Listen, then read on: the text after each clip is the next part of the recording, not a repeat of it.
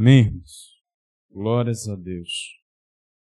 Quero convidar você a abrir sua Bíblia em Marcos capítulo 15, para a gente dar continuidade à nossa exposição no Evangelho segundo escreveu Marcos, capítulo 15, do verso 33 ao verso 47. Marcos 33 ao 47. Glórias a Deus. Amém? Glórias a Deus. Quem achou, diga amém. Quem não achou, misericórdia.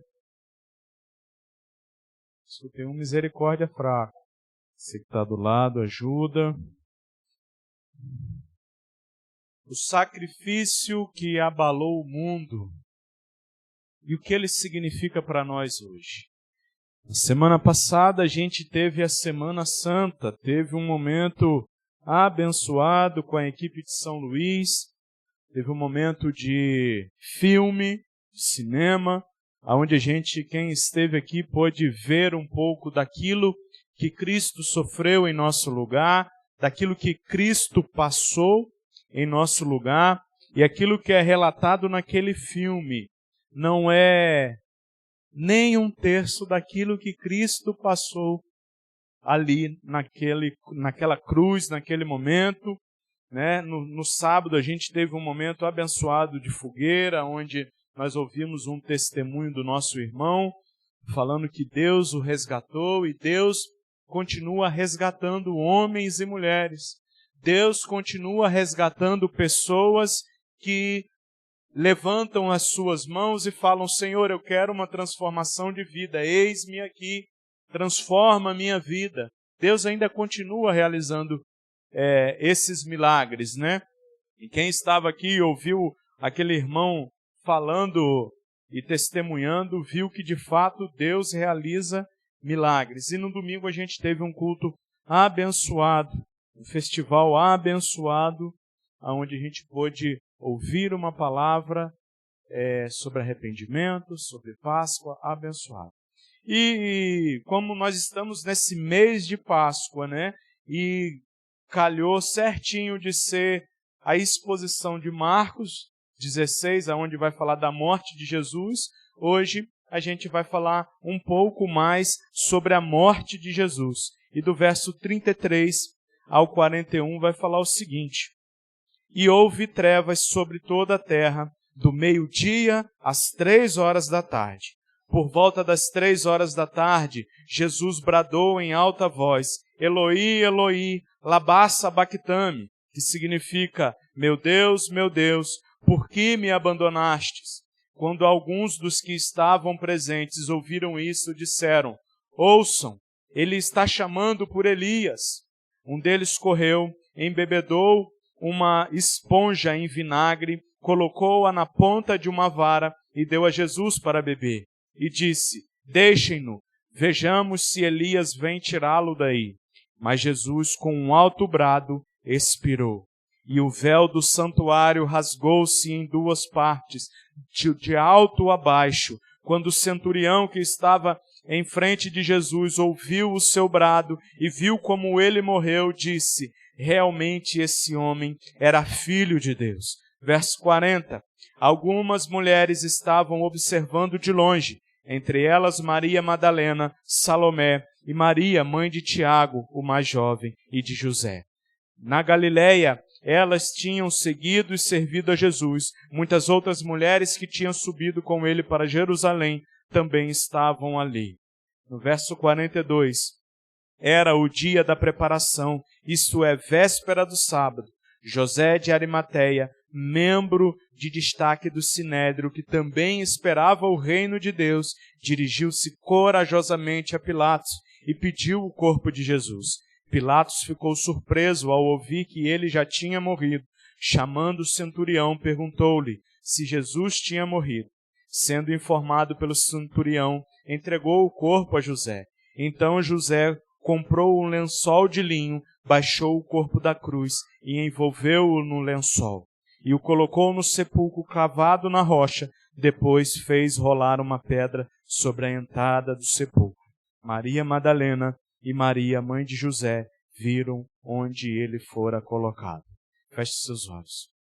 Senhor Deus e Pai, nós estamos diante de um trecho, uma porção da Tua palavra, Pai. Nós clamamos ao Senhor nesse momento, nessa noite, Pai, que o Senhor possa falar aos nossos corações, ó Pai. Deus, usa a minha vida, ó Pai, para falar, ó Deus, até os ouvidos dos meus irmãos, Pai. E que do ouvido para o coração, ó Pai, o Teu Santo Espírito possa levar, ó Pai querido, e do coração para as mãos, ó Pai, os meus irmãos consigam colocar a Tua palavra em prática, Pai. É essa a nossa oração, Pai, em nome santo de Jesus. Amém e amém. Glórias a Deus. Irmãos, nós estamos aqui diante da cena principal do que diz respeito ao Evangelho.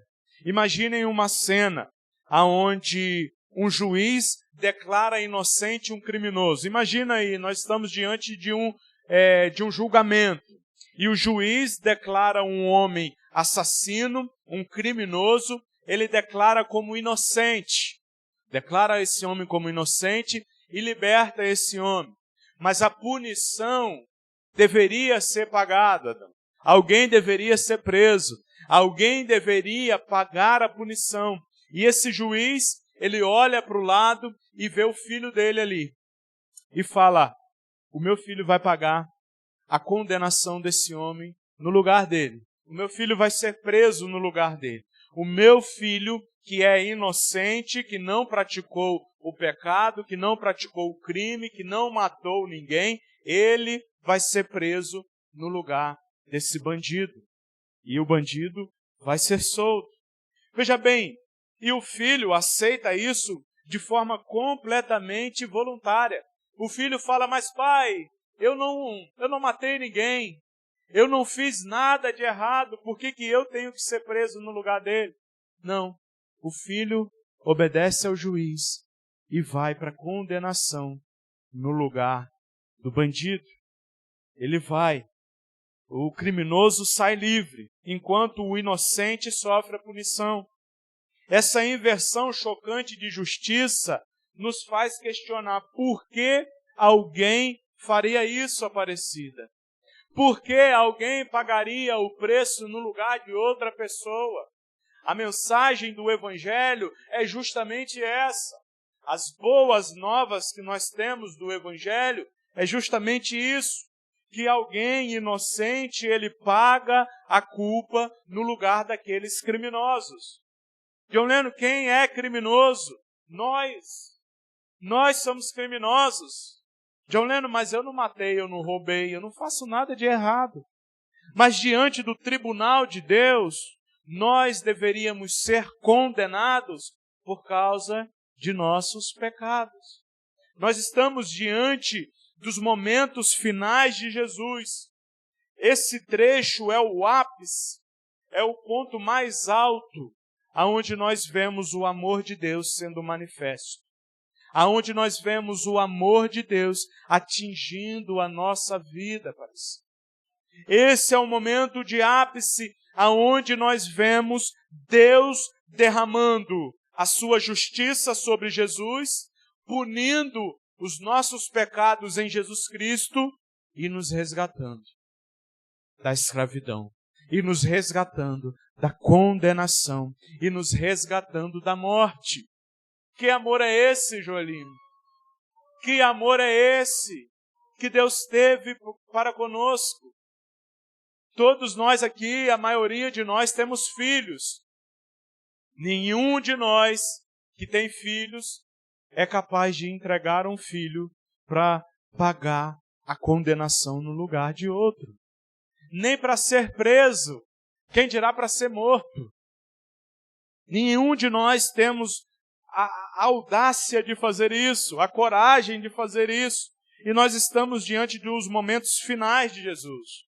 Nós estamos diante do momento onde ele já tinha passado pela angústia do Getsêmani. Deixa eu refrescar a sua memória. No Getsêmani, a Bíblia vai falar que ele suou sangue. Tamanho era a angústia dele, Aparecida. No Getsêmani ele suou sangue, tamanho era a sua angústia. E os médicos vão falar que quando acontece esse tipo de hemorragia, que é hemorragia, o sangue saindo pelos poros, a pele parecida fica mais sensível, a ponto de qualquer triscar os dedos, a pessoa sente dor. Agora imagina isso, nós estamos falando isso de Jesus, que momentos antes de ser açoitado, que momentos antes de ser espancado, ele sua sangue. Ele estava com a sensibilidade maior, porque ele suou sangue no momento antes do seu açoite. Agora imagina isso acontecendo com aquele homem. Ele tinha acabado de enfrentar um julgamento completamente injusto na calada da noite. Na calada da noite ele foi para o julgamento. E logo ali já começou o seu sofrimento, porque ele foi sendo espancado. O tempo todo ele foi zombado. O tempo todo ele foi escarnecido. Você não é o Messias? Fala quem? Você não é profeta? Então fala quem está te batendo. Nós estamos no momento finais de Jesus. O momento de sofrimento mais intenso de Jesus ali na cruz. Porque ele sofre algumas coisas que nós vamos ver. Que é o abandono de Deus e o peso do nosso pecado.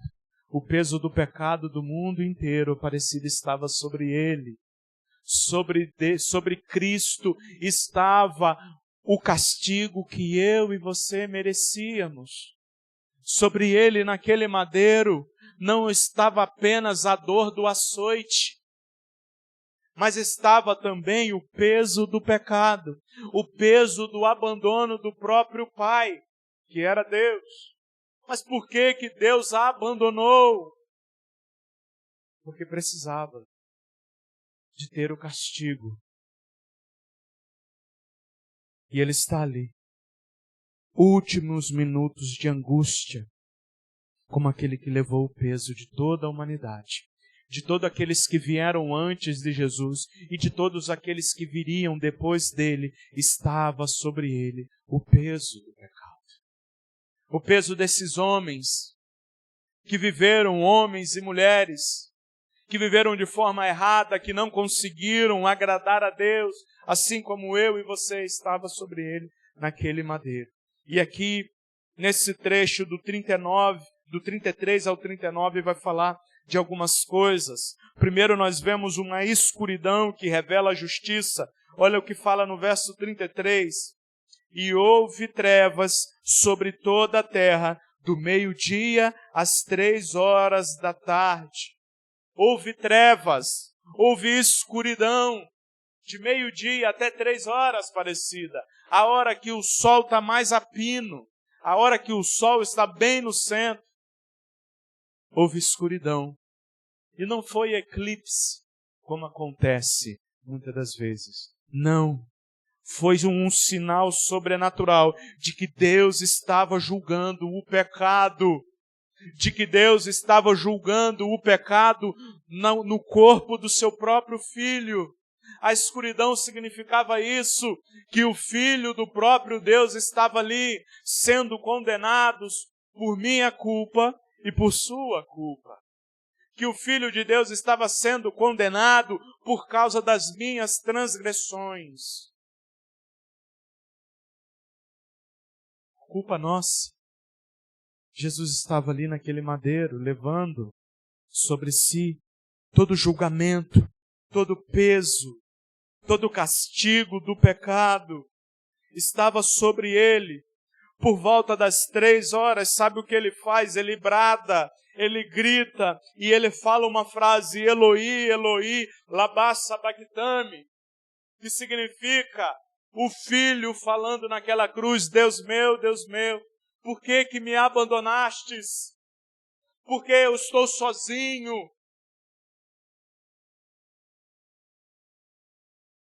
Ele estava sozinho naquela cruz, naquele madeiro. Ele foi abandonado pelo Pai, porque Ele levou sobre si as nossas acusações. Ele levou sobre si todo o peso do pecado. Estava sobre Ele. Ele experimenta o abandono que nós merecíamos.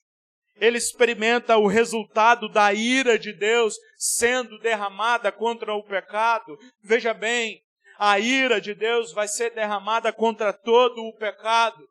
Ela precisa ser derramada.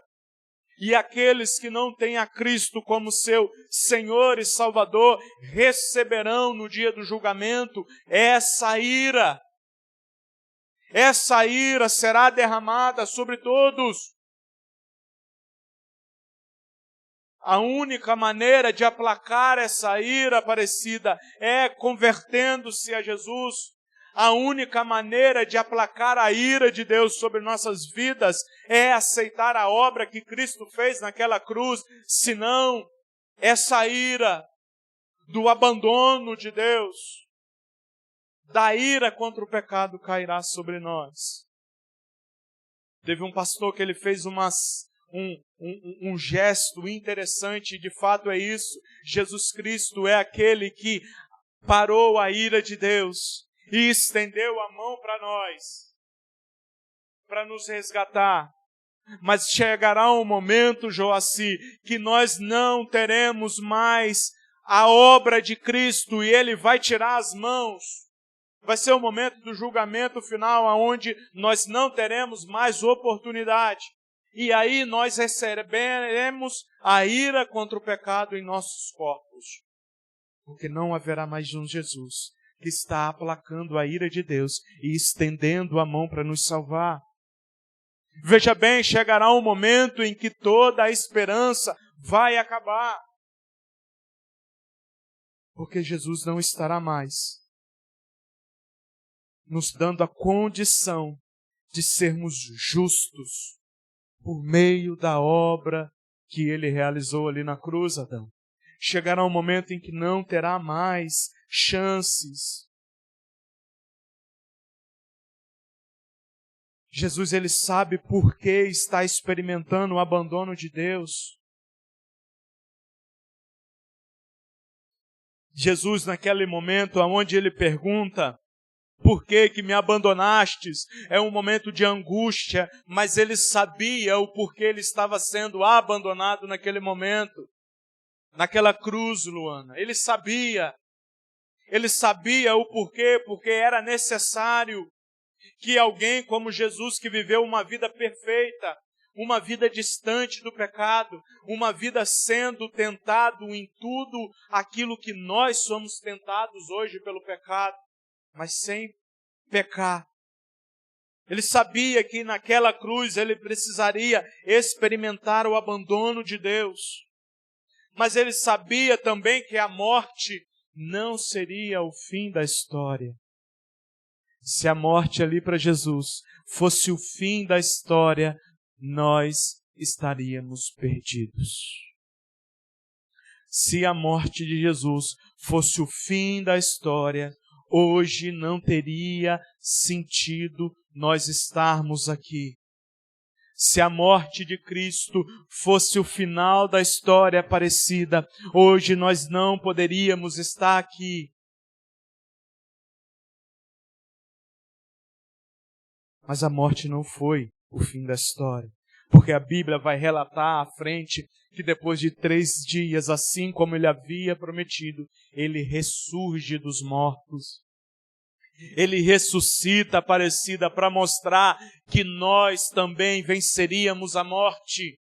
A morte já não tem mais influência sobre a nossa vida. Como assim, John Lennon? Nós vamos morrer, vamos, mas a morte vai ser vencida, porque nós ressuscitaremos com Cristo Jesus. Nós estaremos naquele lugar com Cristo, aonde não haverá mais morte, aonde não haverá mais dor. E é isso que faz sentido para nós, Por isso que a Páscoa, por isso que a morte e ressurreição de Cristo é o ponto principal das Escrituras. Tudo, de Gênesis a Apocalipse, está apontando para Cristo. Está falando sobre Jesus Cristo. Nós nos reunimos aqui domingo após domingo, quarta após quarta, para sabermos mais sobre esse Cristo que morreu em meu lugar. E agora, a única coisa que eu preciso é entregar a minha vida a Ele e viver como Ele quer. É eu me arrepender dos meus pecados, me arrepender do meu passado e viver como Cristo quer. Viver em fé. Só que naquele momento ali, Aparecida, a zombaria não acaba quando Cristo está ali. Do verso 35 e o 36, nós vamos ver quando alguns dos que estavam ali presentes ouviram isso, disseram, ouçam, ele está chamando por Elias.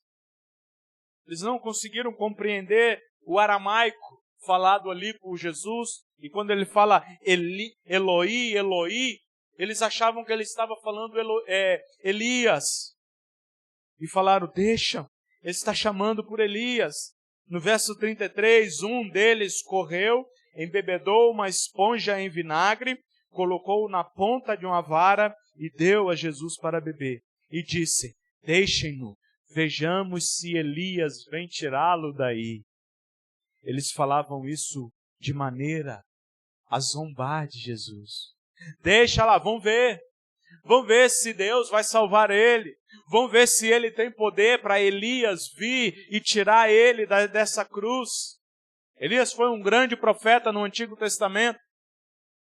E eles, de forma a zombar de Jesus, deixa ele aí. Ele não falou que é filho de Deus? Deixa ele. A zombaria não tem fim. E oferecem vinagre para Cristo beber.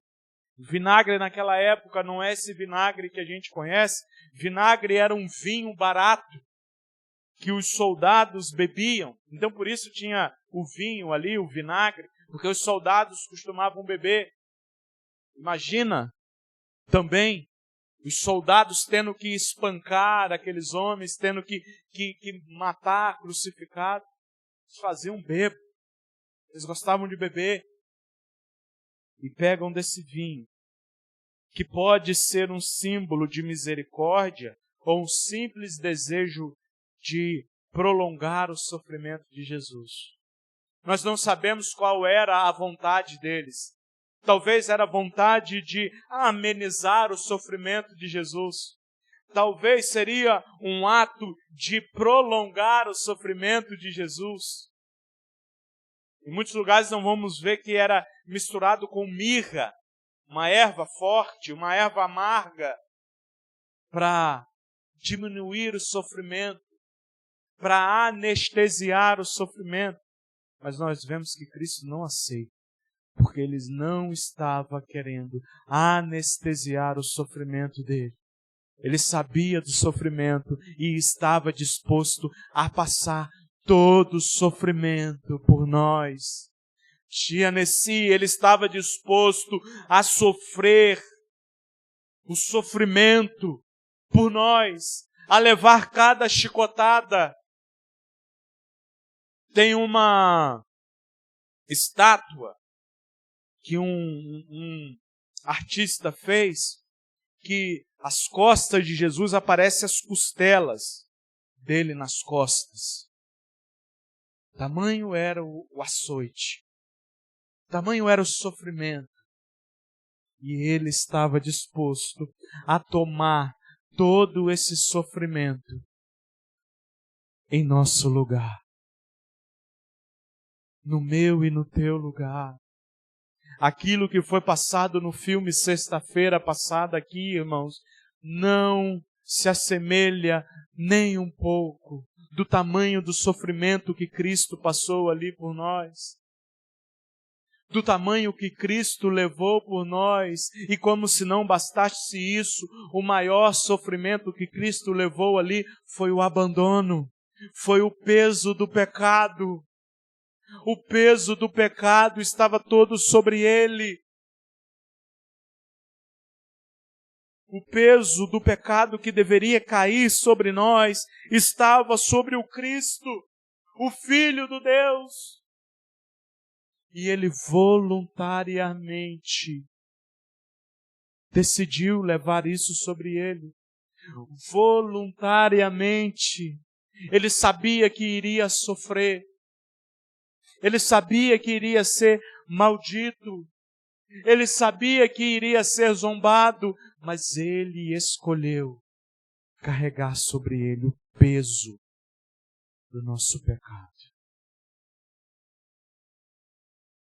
Tem uma música antiga que vai falar: se isso não for amor, o oceano secou, tudo perde o valor, as andorinhas não voam mais. Já escutaram esse louvor? Se isso não for amor, não faz mais sentido.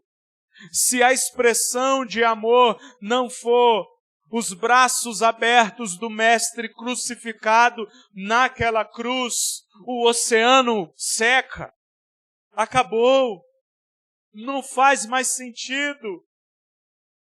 E essa música, essa poesia dessa música é muito linda. E ele continua falando: não há mais estrelas nos céus. Acabou o sentido. A expressão de amor é o corpo de Cristo pregado naquele madeiro. E a ressurreição para nossa salvação. Isso é símbolo de amor. E Jesus estava disposto. Em um mundo, irmãos, que está cada vez mais relativizando o pecado e dizendo: olha, isso não tem nada a ver. Vocês já ouviram pessoas falando: isso aqui não tem nada a ver não, posso fazer. Não tem nada a ver eu ser crente e fazer isso. Não tem nada a ver. Em um mundo onde as pessoas estão procurando cada vez mais poder chegar perto do pecado sem que isso atrapalhe a sua salvação. A expressão da cruz, aquilo que aconteceu na cruz, nos mostra que Jesus leva a sério a justiça contra o pecado. As pessoas estão tentando cada vez mais se aproximar do pecado. Mas elas querem serem salvas, porque ninguém é besta de querer ir para o inferno. Ninguém é louco de querer sofrer. Mas as pessoas estão querendo chegar tão próximo do pecado, mas sem perder a salvação. Sabe qual é o problema? Quando nós queremos chegar perto demais do pecado, ele nos puxa, ele nos suga. Já viu o azogo? O imã? Quando nós colocamos dois ímãs e tentamos aproximar o mais próximo possível, vai ter uma hora que vai puxar. Vai ter uma hora que o outro vai puxar e aí não tem como mais descolar. E aí pronto. O pecado é semelhante. E tem muita gente. Até onde eu posso chegar? Até onde eu posso assistir um vídeo pornográfico e não pecar? Até onde eu posso beber e não pecar? Até onde eu posso ir e não perder a minha salvação? As pessoas estão procurando palavras na Bíblia para elas pecarem. Já viram aqueles que buscam brechas na lei? Que pega a lei, juiz e advogado, são mestres nisso, de procurar uma brecha na lei para o que você fez de errado não ser errado. Procura uma brecha na lei e encontra. As pessoas estão lendo a Bíblia não procurando como elas servem a Jesus melhor, mas procurando aparecer uma brecha para que eu possa pecar, para que eu possa viver a minha vida como eu quero. E aí muitas igrejas que são a favor do homossexualismo procuram nas escrituras aonde vai falar. E aí procura do hebraico, não, mas o hebraico não tem afeminado. E aí procuram para viver a vida conforme elas querem.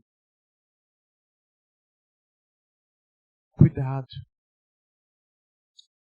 Cristo morreu naquela cruz para mostrar que Deus leva a justiça a sério. Jesus morreu naquela cruz para levar os nossos pecados, para que o pecado não possa mais imperar sobre nossas vidas.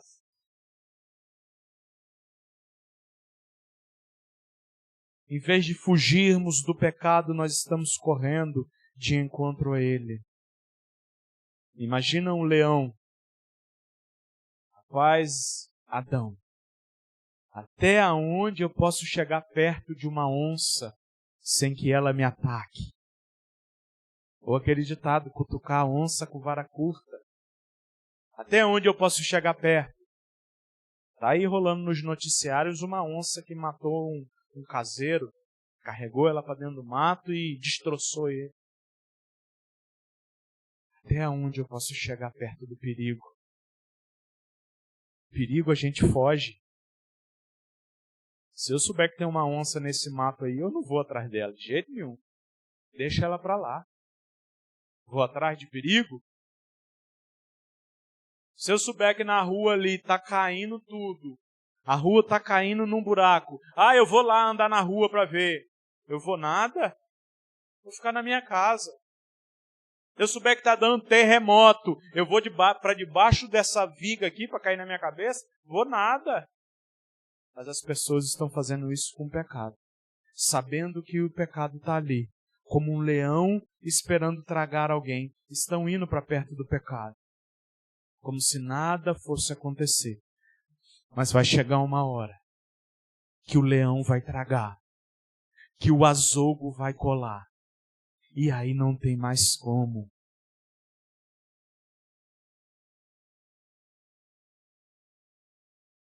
Jesus morre naquela cruz para nos mostrar isso.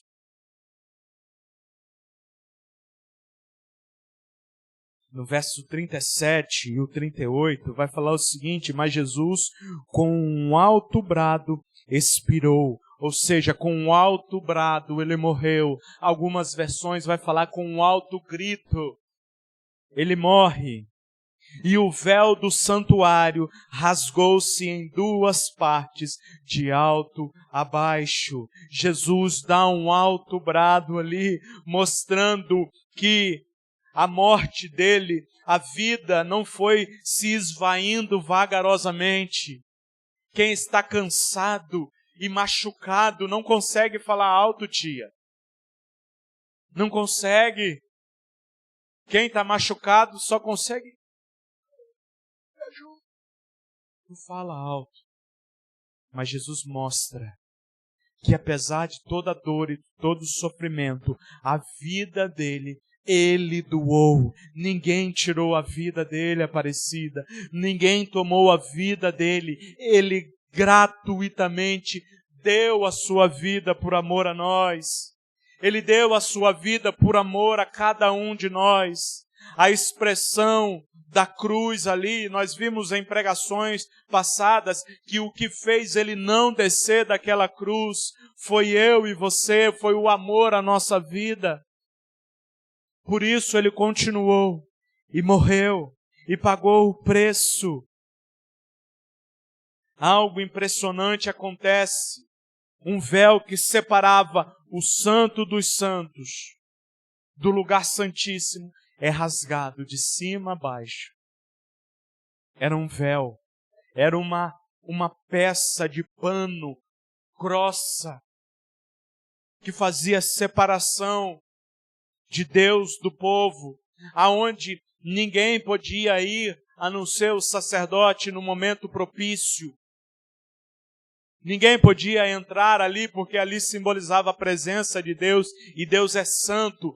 No momento da morte de Jesus, no momento que ele expirou o seu último fôlego de vida, aquele véu se rasga, mostrando que agora todos tinham lugar em Deus. Todos podiam se achegar diante de Deus. Sabe o que isso significa? Significa que a condenação não cai sobre nossas vidas se nós estivermos em Cristo Jesus. Significa que todo o nosso pecado, Cristo já levou sobre ele. Toda a condenação, Adão, Cristo levou sobre ele. Isso que significa aquele véu se rasgando de cima a baixo. Essa ruptura significa o caminho para a presença de Deus está aberto. O caminho para o perdão está aberto. O caminho para a salvação está aberto. Só não vai quem não quer.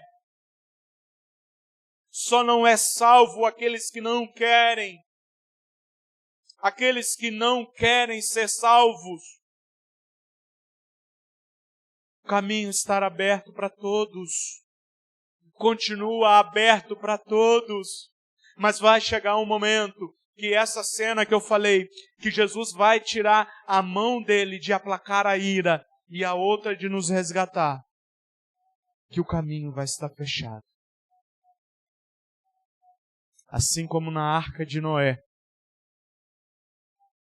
E Noé fala, eu não posso fazer mais nada porque a porta está fechada. Eu não posso fazer mais nada, vocês tiveram a chance. Eu falei para vocês que viria, mas agora eu não posso fazer mais nada porque a porta está fechada. Vai haver um momento onde as oportunidades se cessarão. E aí depois disso virá o juízo final, aonde não vai haver mais profetas falando, aonde não vai haver mais homens e mulheres de Deus pregando arrependimento, porque a oportunidade vai se cessar.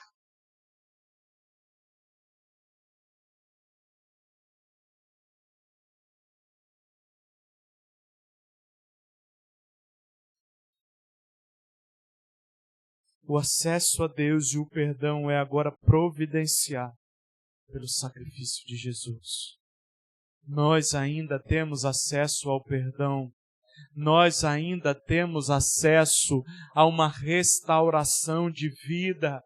Quantas pessoas estão perdendo suas vidas?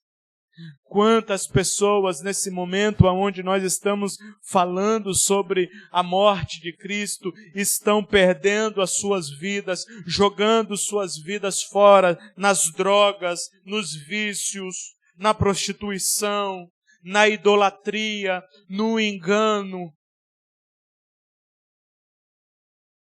E não conseguem ver a graça do Cristo crucificado naquela cruz. Não é pela nossa força que nós temos o perdão de Deus, o acesso a Ele, é tão somente mediante a morte de Cristo ali na cruz. Mediante a obra de Cristo na cruz.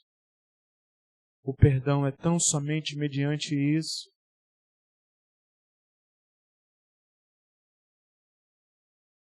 A morte de Jesus ali confirma a identidade dele. Olha no verso 39 que vai dizer, quando o centurião que estava em frente de Jesus ouviu o seu brado, ou seja, ouviu o seu grito, ele sabia que os homens, quando estavam para morrer naquela cruz, não tinham força para gritar, não tinham forças para falar nada. E ele viu que aquilo era diferente. Ele viu que quando Cristo fala está consumado, aquilo foi de forma diferente. Ele estava acostumado a acompanhar várias crucificações. Ele era o centurião. Ele era o comandante. Ele estava ali à frente de todos os sacrifícios, de todas as mortes. E ele nunca tinha visto isso acontecer. Ele viu como ele morreu e disse: realmente esse homem era filho de Deus. Realmente esse homem que foi preso no madeiro e morreu e ressuscitou é o Filho de Deus. Um pagão, aquele homem era pagão, aquele homem não era cristão, aquele homem não era do povo de Deus. Ele olha para Cristo e reconhece aquilo que os líderes religiosos não conseguiram reconhecer. Aquilo que os religiosos negaram. Jesus é divino. A cruz não foi uma derrota para nosso mestre. A morte da cruz não foi uma derrota. Naquele filme, na cena onde nós vemos que Jesus ele morre, dá o último suspiro de vida. Não sei quantos que estavam aqui no filme vão lembrar. Nós vemos Satanás gritando no inferno, porque ele sabia que ali Cristo venceu. Ali não foi a derrota de Cristo, mas ali ele venceu. E ali a obra estava consumada. A missão de Cristo que ele veio realizar estava consumada. E o centurião, de acordo com a tradição, ele se converte a Cristo, porque ele viu coisas que ele nunca tinha visto. O coração daquele homem não estava como um coração de pedra. O coração daquele homem estava como um coração de carne. E ele viu aquilo. E não tem como alguém ver como Cristo morreu e não falar, de fato, esse é o Filho de Deus, a não ser aqueles que estavam com o coração duros. Infelizmente, ainda hoje, existem muitos que os seus corações ainda estão duros como pedra.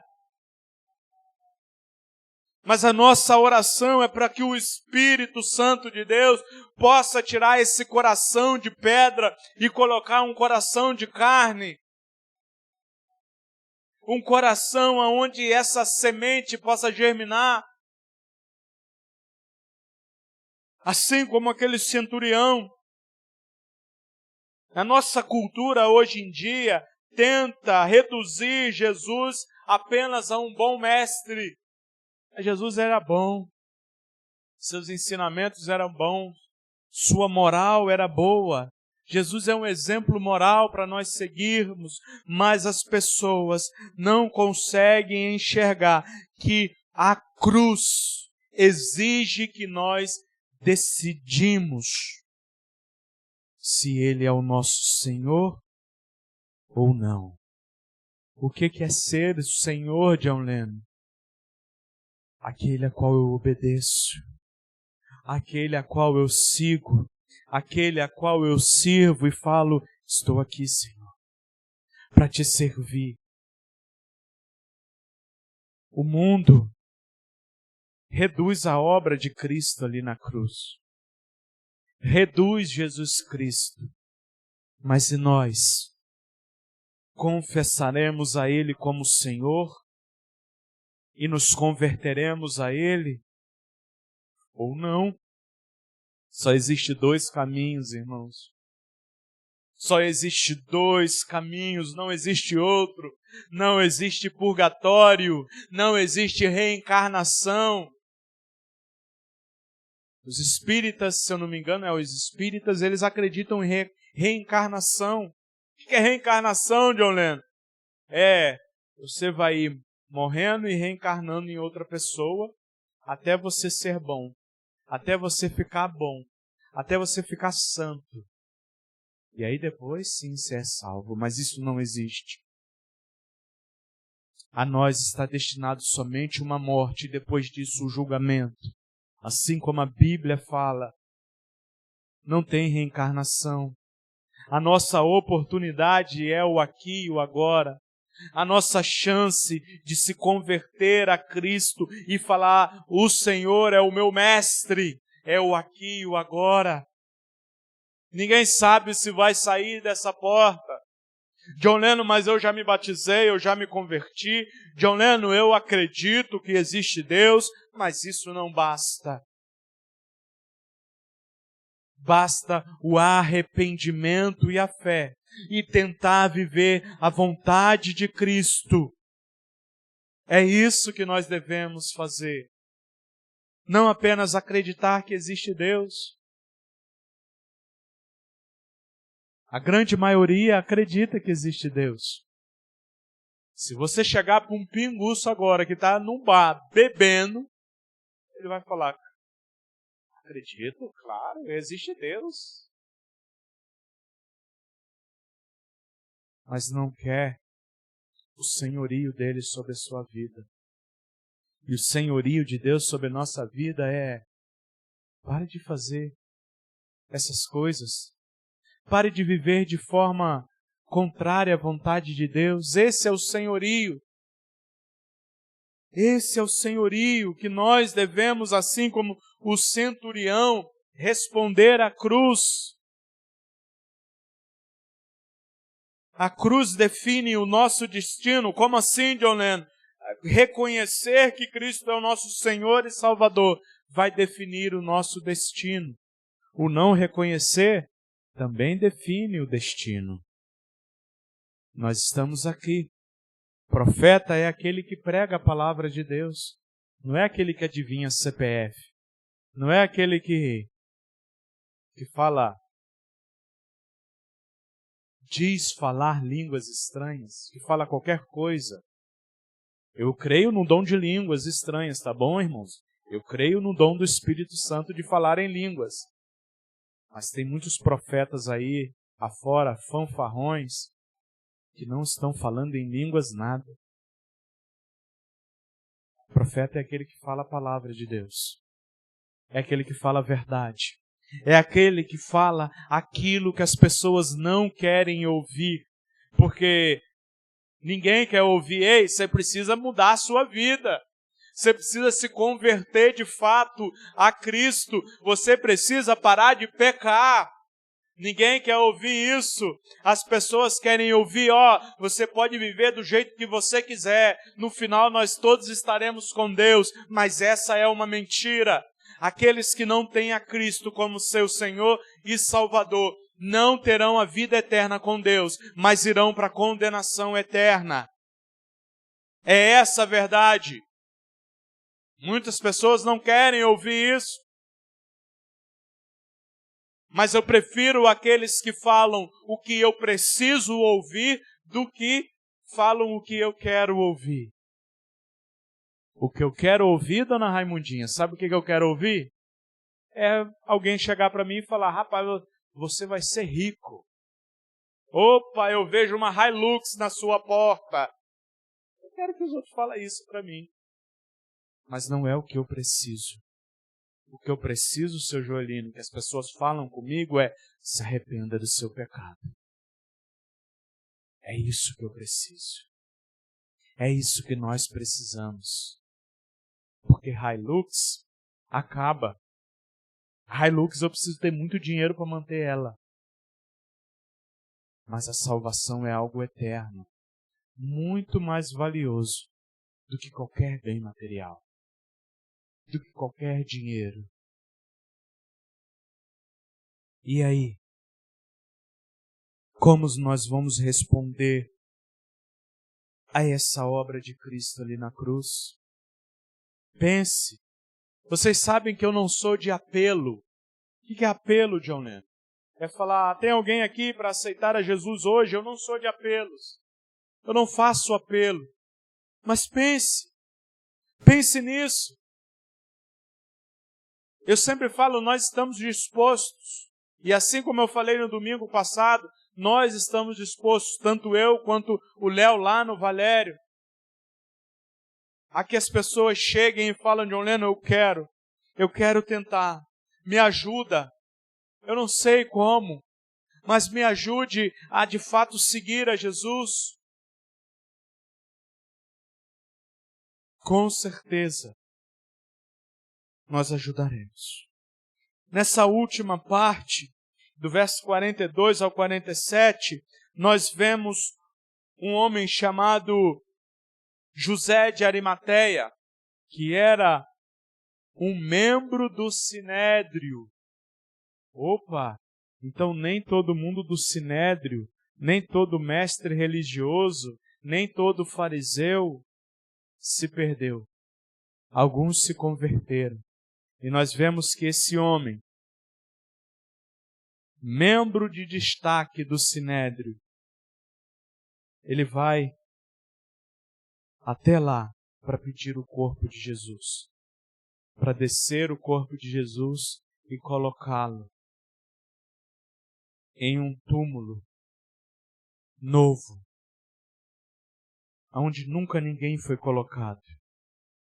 Era o dia da preparação, isso é, véspera do sábado. José de Arimateia, membro de destaque do Sinédrio, que também esperava o reino de Deus, ele esperava o reinado de Deus, e o reinado de Deus ele é inaugurado com Jesus. A nova aliança foi feita através de Cristo Jesus. E esse homem esperava o reino de Deus. Dirigiu-se corajosamente a Pilatos, ao ouvir que Jesus já tinha morrido. E ele dirige a Pilatos e pede o corpo de Jesus. Pilatos, surpresos ao ouvir que Jesus havia morrido, chamou o centurião e perguntou se Jesus tinha morrido. O mesmo centurião que viu e falou: olha, esse de fato era o Filho de Deus. É chamado por Pilatos para confirmar. Ele morreu? Morreu. Eu estava lá. Sendo informado pelo centurião, então ele entrega o corpo a José. Então José preparou um lençol de linho, baixou o corpo da cruz e envolveu-o no lençol e colocou num sepulcro cavado na rocha. Depois fez rolar uma pedra sobre a entrada do sepulcro. Maria Madalena e Maria, mãe de José, viram onde ele fora colocado. Veja que interessante, amados. Voltemos aqui nos versos 40 e 41. Algumas mulheres estavam observando de longe. Dentre elas estavam Maria Madalena, Salomé e Maria, mãe de Tiago, o mais jovem, e de José. Na Galileia elas tinham seguido e servido a Jesus. Muitas outras mulheres que tinham subido com ele para Jerusalém também estavam ali. Só estava falando das mulheres que estavam. Os discípulos, na cena que nós vimos, eles fugiram. Fugiram e deixaram Jesus. Pode ser que tinha algum discípulo ali por perto? Pode ser que tinha. No filme nós vemos João, né? Eu não sei se em algum lugar das Escrituras menciona que João estava ali, mas aqui Marcos, ele está relatando que quem estava ali são as mulheres. E incrivelmente, e interessante, nós vemos que as mulheres são a maioria dos cristãos. É só olhar para essa igreja. 1, 2, 3, 4, 5, 6, 7, 8, 9, 10, 11. 11 mulheres. Homens. 1, 2, 3, 4, 5, 6. A metade, praticamente. 7. Poucos homens, né? Mas as mulheres estavam lá. E José de Arimateia, esse membro do Sinédrio, que esperava o rei, ele corajosamente pede o corpo de Jesus. Ele chega até lá, Aparecida, de forma corajosa, falando: olha, eu quero o corpo de Jesus para sepultá-lo. Eu quero o corpo de Jesus porque eu vou colocá-lo em um túmulo.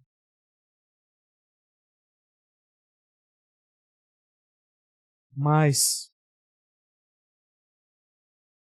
O seu ato mostra que a esperança não morreu com Cristo.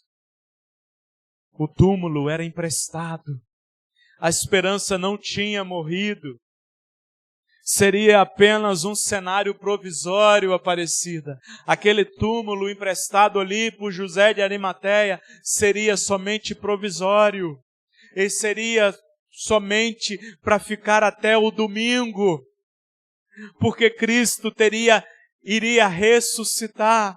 E de fato ressuscitou. Aquele túmulo não foi para sempre.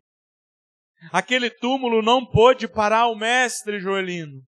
Aquele túmulo apenas foi provisório, porque o mestre ressuscitou, mostrando que nós também ressuscitaremos com ele, mostrando também que nós teremos vida com ele. Como José, nós somos chamados à coragem pública de identificar-nos com Jesus, mesmo quando é custoso. Tudo indica que José de Arimateia ele se converte. Foi custoso para ele, custou um preço. Assim para nós custará um preço, Adão. Porque talvez muitos de nós queríamos estar vivendo a vida no pecado. Queria estar vivendo a nossa vontade. Mas seguir a Cristo custa um preço. Mas a nossa esperança é que o preço não se compara, assim como Paulo falou, Aparecida, com a glória que há de ser revelada. Todo o preço, toda a perseguição, Aparecida, todo o sofrimento, Josi, que nós passamos aqui, não se compara com a glória que há de ser revelada. Todo abrir mão das minhas vontades não se compara, Joaci, com a glória que há de ser revelada, com a salvação, com a vida eterna ao lado do nosso Pai. Um momento, um lugar onde não haverá mais dor, não haverá mais tristeza, não haverá mais angústia. Tudo que nós venhamos passar não se compara. O sepultamento lembra que a história não termina na morte. A história não termina na morte. A nossa história também não terminará na morte. A ressurreição está chegando. Isso muda como nós enfrentamos o luto, a injustiça e a própria morte, Aparecida. Isso muda tudo, porque nós sabemos que a ressurreição vai chegar. Assim como Cristo foi a primícia dos que ressuscitaram, nós ressuscitaremos com Ele. Basta eu confessá-lo como meu Senhor e Salvador. Basta eu entregar a minha vida a Ele. Para a gente concluir nessa noite, a cruz foi o momento mais sombrio e mais glorioso da história. Hoje a cruz nos pergunta: você entende o preço do seu pecado?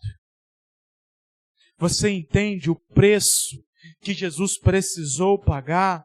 Isaías 53:5 vai dizer: mas ele foi transpassado por nossas transgressões.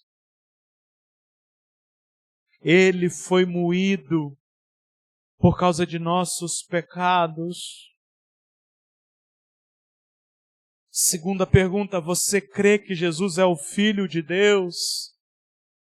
João, capítulo 20, no verso 31, vai falar: crendo em Jesus, nós temos vida em seu nome. Crendo em Cristo Jesus, nós temos vida em seu nome. E crer é tê-lo como Senhor e Salvador. Não é apenas acreditar. Como eu falei, acreditar que Deus existe, até no barzinho a gente vai encontrar gente que acredita.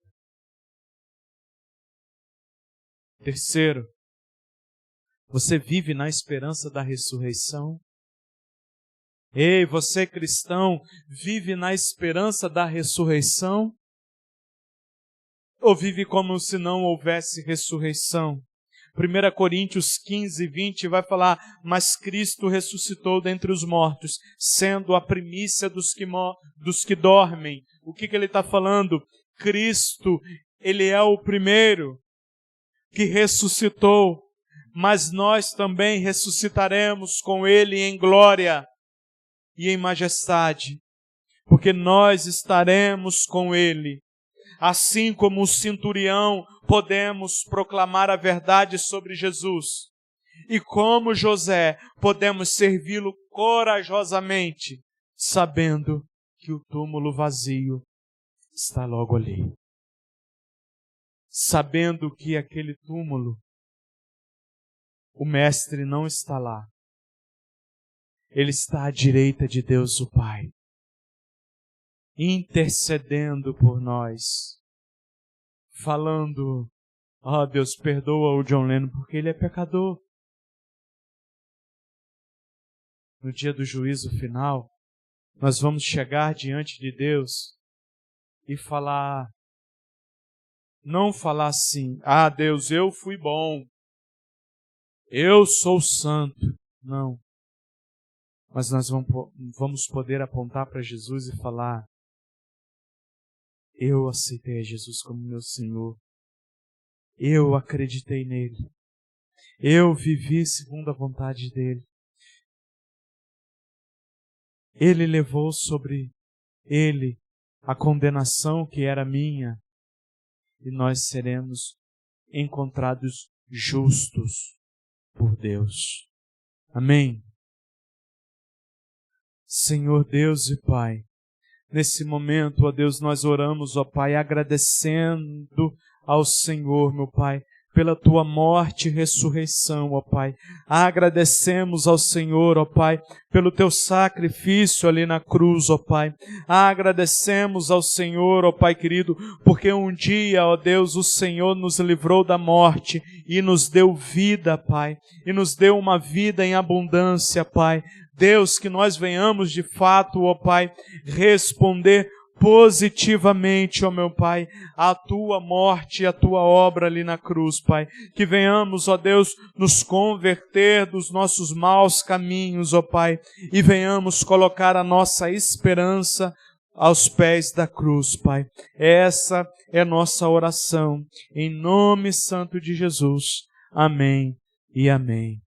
Amém, irmãos? Glórias a Deus. Que nós venhamos lembrar dessa palavra dia após dia, e não apenas dessa palavra, mas da obra de Cristo ali na cruz do Calvário por nós. Amém?